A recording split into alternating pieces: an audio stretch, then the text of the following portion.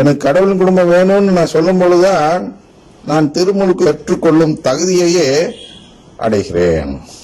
அப்படின்னு என்ன? கடவுள் குடும்பம் வேண்டான்னு சொன்னவர்கள் ஆதாம் ஏவாள். அந்த கனியை புசிக்கும் செயல் என்பது இந்த நம்பிக்கையை வெளிப்படுத்தும் செயலாக கடவுள் வைத்திருந்தார். எனவே அவர்கள் அந்த கனியை புசித்ததும், கனி புசிக்கிறதுல என்ன தவறு? ஏன் அவங்களை வரட்டி விட்டாரு? ஒருத்தர் கனியத்தை புசிப்பது தவறா? அறிவு பெற ஆசைப்படுவது தவறா? இதுக்கெல்லாம் அந்த வளமை நற்செய்தி குருக்கள் வழக்கம் தர வேண்டும். இல்ல, கீழ்ப்படியல, நீ தான் கீழ்ப்படியல. 1008 கீழ்ப்படிதல். நம்ம எப்போதுமே கடவுளை கீழ்ப்படியாத போலதான் நம்ம எல்லாம் பாஞ்சிடும். அதனால என்ன ஏதேன் தேட்டை தொட்டு வெட்டப்படுகிறோமா? இல்ல திருமுழுக்குடைய வாபஸ் பெறப்படுகிறதா? கேன்சல் ஆகுதா? இல்ல. ஆனால் ஒரு செயல் என்ன செய்கிறது என்று பார்க்கும்போதுதான் அது பாவமாக மாறுகிறது. அவர் ஒரு வெளியடையாள செயல் கொடுத்தார் கடவுள். என்ன வெளியடையாள செயல் கொடுத்தார் என்றால், நீ என்னைக்கு இந்த பழத்தை புசிக்கிறாயோ அன்று உனக்கு உறவு பறிக்கப்படும். அதான் சாவு என்கிறார். கடவுளின் உறவு நம்மிடம் இருக்கும் வரை நாம் நிலையாக வாழ்ந்து கொண்டிருப்போம். அதுக்கு பேர் தான் நிலை வாழ்வு. கடவுளின் உறவு பறிக்கப்பட்டு விட்டால் நான் சாவுக்குரிய ஒரு ஜீவனாக, ஒரு உயிரினமாக மாறிவிடுகிறேன். உறவை பெற்றதும் நான் கடவுள் நிலைக்கு போகிறேன். இல்லையா? CCC 460 பார்த்திருக்கு, தெளிவாக கூறுகிறது. அப்ப இந்த கடவுள் நிலை போன்ற ஒரு நிலை கொடுத்திருந்தார் கடவுள்.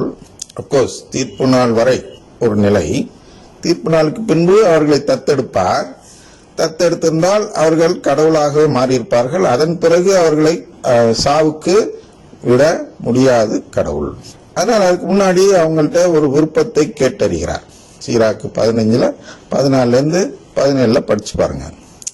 அவங்க விரும்பி கேட்டது எது என்றால் கடவுளின் உறவு வேண்டாம் என்பது. அதனால் திருமுழுக்கின் பொழுது நான் கடவுளின் உறவு வேண்டும் என்று கேட்கும் பொழுது அவர்களுக்கு எதிரான செயலை நான் செய்கிறேன். அவர்கள் செய்த செயலுக்கு மாற்றாக எதிரான செயலை நான் செய்யும் பொழுது அந்த உண்மையான பாவம், ஒரிஜினல் சின் என்று ஆங்கிலத்தில் சொல்வார்கள். தமிழில் ஜென்ம பாவம் என்று சொல்லும்போது குழப்பம் வருகிறது. அதனால் உண்மையான பாவம் என்று புரிந்து கொள்ளுங்கள். அந்த உண்மையான பாவம், கடவுளின் உறவு வேண்டாம் என்று சொன்ன அந்த உண்மையான பாவம் எனக்கு எப்பொழுது மன்னிக்கப்படுகிறது என்றால், இந்த கடவுளின் உறவு வேண்டும் என்று சொல்லும் பொழுது அந்த உண்மையான பாவத்துக்கு எதிரான உண்மையான புண்ணியத்தை நாம் செய்து விடுகிறோம். பரிபூர்ண பலன் என்றெல்லாம் சொல்வார்கள் அல்லவா? அல்ல, அது போன்றதுதான். நான் உண்மையான விருப்பம், கடவுளின் குடும்பத்தின் மீது நான் ஒரு உண்மையான விருப்பம் வைத்திருக்கிறேன். எனவே நான் அதை கேட்கிறேன், தாங்க கடவுளே என்று கேட்பதுதான் அந்த உண்மையான புண்ணியம். அதன் பலனாக தான் நமக்கு தூயாவியானோர் இறங்குகிறார். அதான் உண்மையிலே தூயாவி இறங்கும் செயல். இந்த அருங்குடை இயக்கத்தில் இறங்குறதெல்லாம் தூயாவி கிடையாது, சுத்தமான அசுத்தாவி.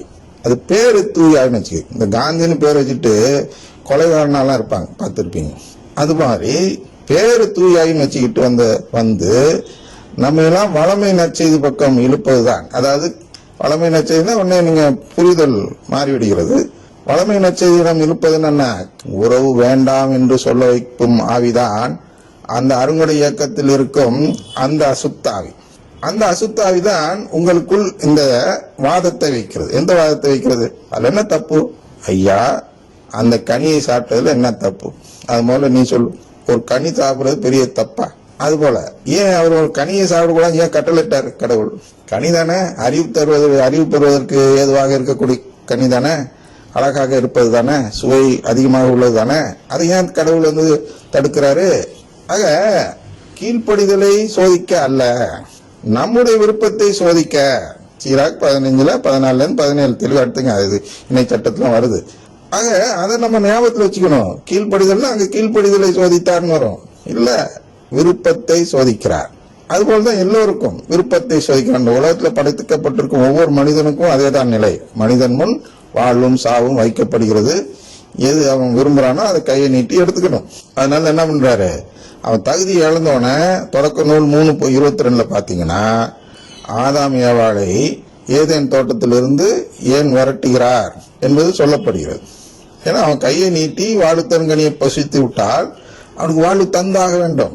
அந்த கனி வாழ்வு தராது, அந்த செயல் வாழ்வை கேட்கும் செயல். அதுபோன்றுதான் வாழ்வு வேண்டாம் என்று சொல்லுவதற்கு ஒரு செயல் இப்பொழுது, அதாவது 1965 பிறகு இவர்கள் ஆராய்ச்சி செய்து இது இந்த வாழ்வு வேண்டாம்னு சொல்லக்கூடிய சபைகள் எல்லாம், கிறிஸ்தவ சபைகள் எல்லாம் சேர்ந்து ஆராய்ச்சி செய்து உருவாக்கிய, அதாவது மரியே வாழ்க என்ற வாழ்த்துக்கு எதிராக உருவாக்கிய வாழ்த்து தான் பிரைஸ் தி லார்ட். அப்ப மரியே வாழ்க என்னையா, மரியே வாழ்க என்ன இருக்கு, அது எப்படியா மீட்பு தரும் அப்படின்னு சில அறவேக்காடு குருக்களோ மற்ற பொதுநிலையினரோ கேட்கலாம். மரியே வாழ்க என்பது மீட்பு தரும், பிரைஸ் தி லார்ட் என்பது மீட்பை பறிக்கும். எப்படி? மரியே என்று நாம் சொல்லக்கூடிய அந்த பெயர் என்பது நம்முடைய ஒரு புனிதராக கருதப்படும் அன்னை மரியாள் அல்ல. அந்த இடத்தில் நாம் மரியே வாழ்க என்று சொல்வது யாரை என்றால் திருச்சபையின் தாயாகிய அன்னை மரியாளை வாழ்த்துகிறோம். அப்படின்னா திருச்சபையை வாழ்த்துகிறோம். திருச்சபையை வாழ்த்துவது என்பது கடவுளின் குடும்பத்தை வாழ்த்துவது. அப்ப கடவுளின் குடும்பத்தை நான் வாழ்த்திவிட்டால் அங்க என்ன வெளிப்படுகிறது? நான் கடவுளின் குடும்பத்தை நம்புகிறவன் என்றும், அதனால் அதை கேட்பதற்காக தான் இந்த இறை நம்பிக்கை வைத்திருக்கிறேன் என்றும் வெளிப்படுகிறது. அதே பிரைஸ் தி லார்ட் சொன்னா நான் மரியே வாழ்க சொல்ல அச்சப்படுகிறேன்.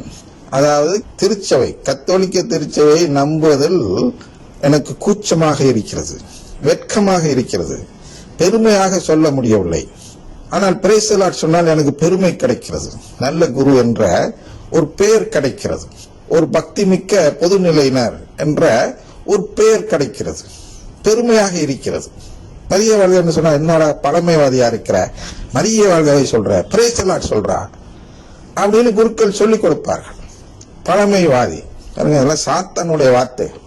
2000 வருஷம் ஆச்சு, சரி இயேசு பழமையாயிட்டேன் அப்படின்னு சொல்லி இன்னொரு கடவுளை தேடினா நான் உடனே புதுமை தேடுறவனா?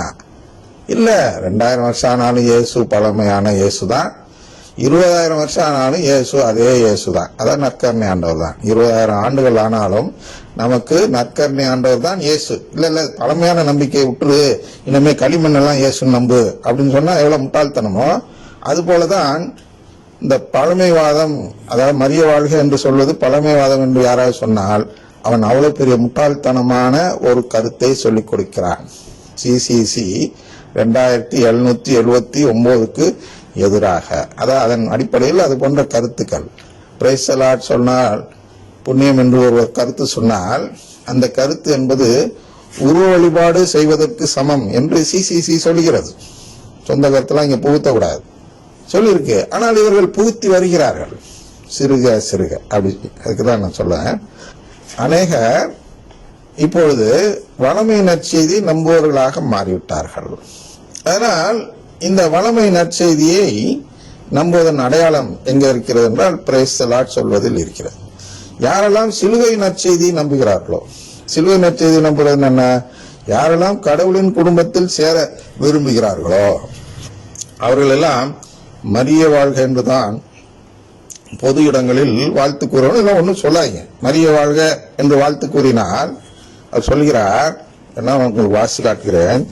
தொடக்க நூல்ல என்ன சொல்றாருன்னா, ஆபிரகாமுக்கு ஒரு ஆசி தருகிறார்.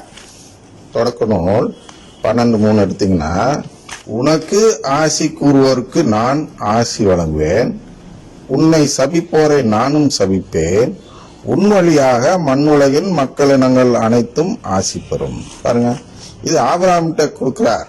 ஏன் கொடுக்கிறார்? ஏனென்றால் அன்றைக்கு கடவுளின் குடும்பத்திற்கு அடையாள சின்னமாக இருந்த ஐகான் என்று சொல்லுவோம்.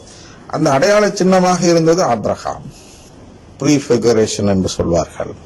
அன்னை மரியாளுக்கு முன்கூட்டி இருந்த ஒரு உருவக பாத்திரமாக இருந்ததுதான் ஆபிரகாம்.